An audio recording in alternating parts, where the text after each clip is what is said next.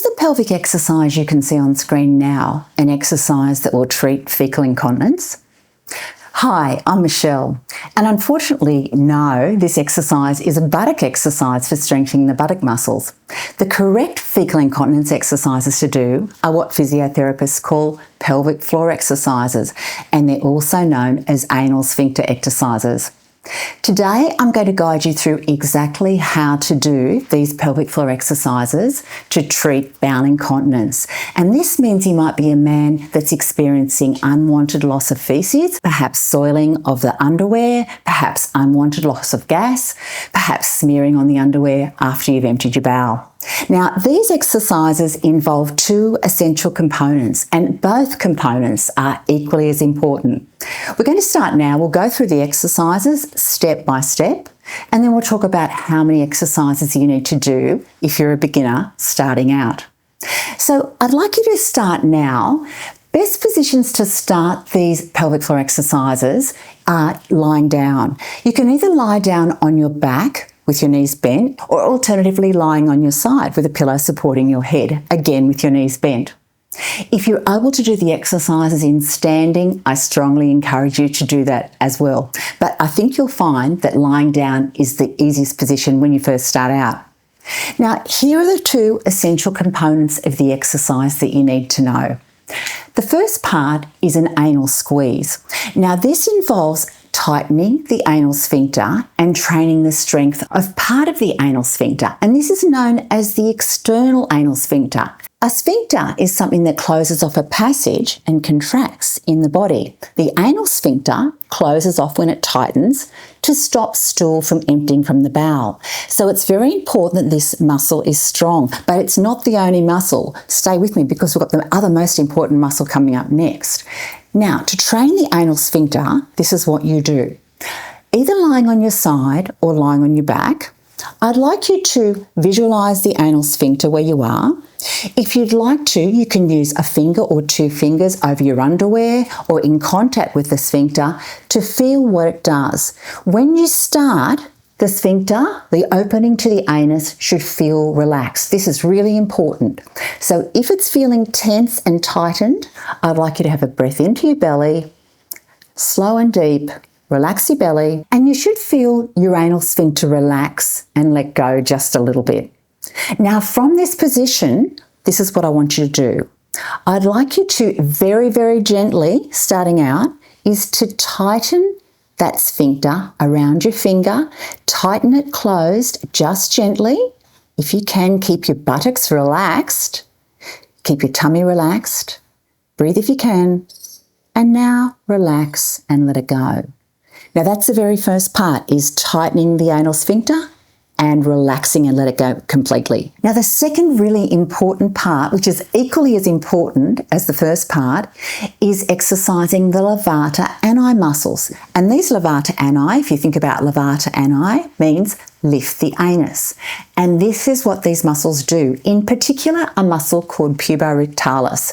And this muscle is your first line of defense against fecal incontinence. When the rectum empties, it's straight. So you can imagine a straight hose emptying.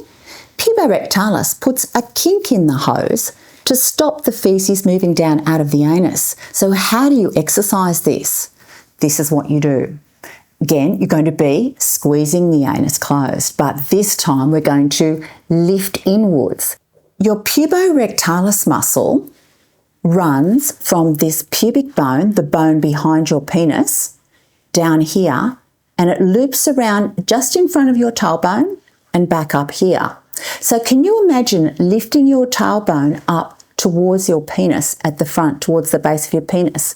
So you're going to be lifting up and pulling forward in that direction. So squeeze the anus closed and then lift it forward and then relax it down and rest.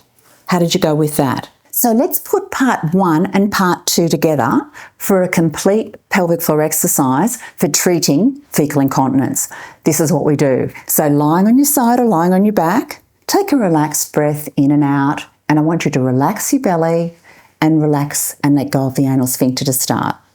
All right, here we go. I'm going to count to 5. I'd like you to very gently tighten and lift inwards, and hold as long as you can, and then relax and let go while I count. Remember, I want you to breathe, keep your butt relaxed if you can. Ready? And start now gently. Go. Squeeze and now lift inwards. Keep breathing. Keep lifting. Keep your buttocks relaxed. Keep your thighs relaxed, your tummy relaxed. Excellent. And now relax completely back down to resting and let the anus go and relax completely. How did you go with that? How many seconds could you hold for? Was it 1 second? Was it 3 seconds? Everyone is different when they start these exercises, and it really doesn't matter what you get up to. The main thing is you start to feel the contraction and do it correctly, get control if you're a beginner. This is the essential part. Strengthening can come later. We've got to get the right action of the exercise. So remembering it's a squeeze, lift inwards, relax down and let go. Now, there's a second important part of these exercises. You've done your endurance exercise, and I'll talk about how many of these to do in just a moment. But we also need to add some power to these exercises to stop bowel accidents happening, particularly if you're urgent, particularly when you feel coughing or sneezing or lifting or laughing. If you're losing stool during that, this is where these exercises come into play. This is how you do them. It's the same action. It's the squeeze and the lift inwards and the relax and let go. But we're going to do each exercise for 1 second. 1 second lift, 1 second lower, and I'm going to repeat it again up to 5. I want you just to exercise with me and see what you can get to. Just stop when you can't do any more. No pressure to do any more than the 5. Are you ready? Start with the pelvic floor relaxed. Start with the anus relaxed.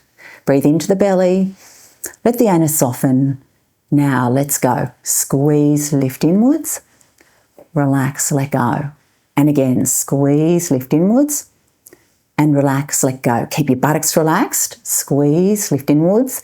Keep your belly relaxed, down and let go. Tummy relaxed, squeeze, lift inwards, down and let go. One more, go. Squeeze, lift inwards, not too hard, relaxed, and let go, and relax. So that is how you do these pelvic floor exercises for fecal incontinence. Now, as a beginner, how many do you do a day?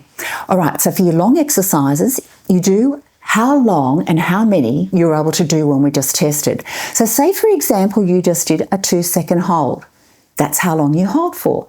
And if you could do that 3 times in a row, then that's what you do. You can have a 15-20 second break between each exercise, relaxing completely between each exercise. That's extremely important. Now for the fast exercises, you do the contract, relax, the 1 second holds, anything up to 10 exercises in a row, and it's again starting at the number of exercises you can do. Now, I can't emphasize enough how important it is for the first week to 2 weeks to start these exercises gently and get the correct technique. If you were doing a bicep curl or squat exercises in the gym, you wouldn't start lifting with heavy weights and intensity. You'd get the right form of the exercise first. That's exactly the same as what we're doing here. We're training the correct technique so that you can get the most benefit from doing these exercises. Now, how many of these exercises do you do a week when you're starting out? Well, ideally, you try and do these exercises every day if you can, preferably when you first wake up, towards the early part of your day when the muscles are fresh and well rested, and they'll respond best to your training. Try and do the exercises every day, 3 times a day, and doing a combination of your slow endurance exercises and your faster exercises, but starting out gently at first. Next time, we'll progress these exercises to make them harder, more intense, and to help you get the most possible benefit from doing these pelvic floor exercises to improve your bowel control and overcome bowel incontinence. Now, I can't emphasize enough the importance of seeing a pelvic floor physiotherapist to help you with these exercises. It's been shown in the literature that when these exercises are combined with something called biofeedback, they're even more effective.